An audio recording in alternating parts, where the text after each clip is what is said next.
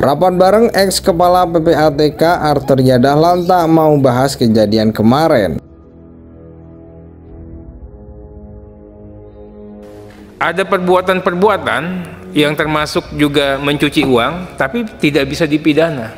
Transaksi keuangan mencurigakan, tapi pasal 1 ayat 1 sepakat ya, ada pencuci uang tapi tidak dipidana. Sepakat dulu nih kita ya. Ini saya diajarkan hukum perbankan sama Dr. Yunus Hussein, ini dosen saya Pak. Nah, kalau untuk menilai ini, siapa yang menilai profil, karakter, kebiasaan pola transaksi? PPATK.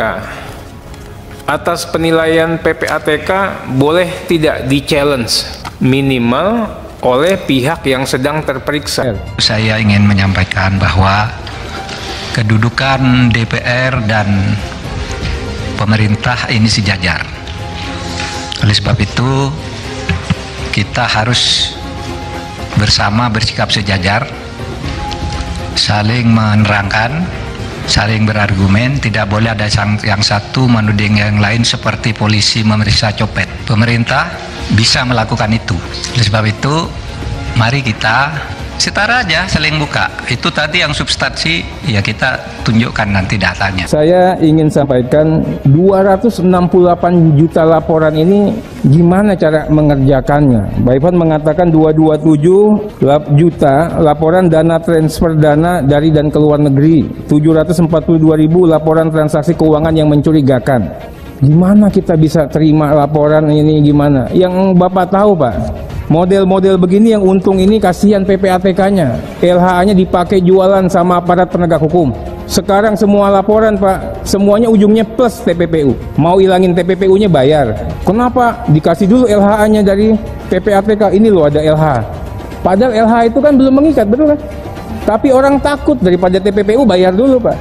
Besok hati-hati Pak. Saya minta semua LHA atau permintaan TPPU yang diberi kepada PPATK oleh penyidik, polisi maupun jaksa laporin ke DPR. Bisa dilihat jika Menko Polhukam bukan hanya melindungi Menteri Keuangan, tetapi juga keuangan negara yang berusaha dibobol oleh orang yang tidak bertanggung jawab.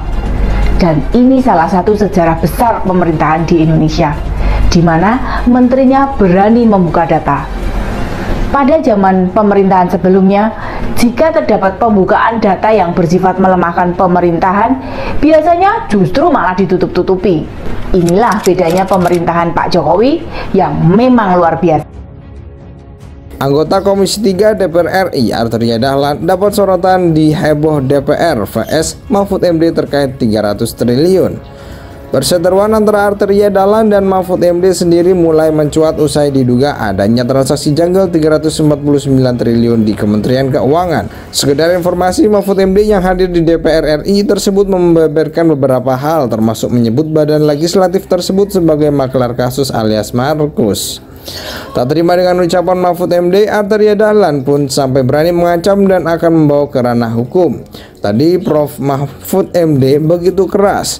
DPR itu keras padahal Markus minta proyek. Saya minta cabut Prof, saya minta ini Prof cabut, atau nanti saya juga perkarakan ini, kata Arteria di ruang rapat DPR RI Rabu 29 Maret 2023 malam.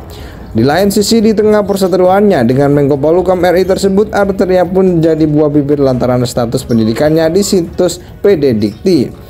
Sekedar informasi, beredar kabar melalui akun Twitter Partai Sosmed yang terlihat mengunggah 2 tangkapan layar riwayat pendidikan Arteria. Tampak wakil rakyat dari Dapil Jawa Timur 6 itu mengenyam pendidikan doktoral alias S3 untuk bidang hukum di 2 universitas, yakni Universitas Pajajaran dan Universitas Erlangga. Namun ada yang unik sebab Arteria dinyatakan hilang oleh Universitas Pajajaran yang menerimanya sebagai mahasiswa S3 Ilmu Hukum pada semester genap 2019. Nama Arteria Dahlan, status awal mahasiswa peserta didik, baru status mahasiswa saat ini hilang. Seperti itulah cuplikan isi PD Dikti Arteria dikutip pada Kamis 30 Maret 2023. Namun tidak sampai 3 tahun setelahnya, Arteria tercatat menjadi mahasiswa S3 Ilmu Hukum baru di Universitas Erlangga, dinyatakan masuk di semester ganjil 2022. Saat ini Arteria dinyatakan sebagai mahasiswa yang belum lulus.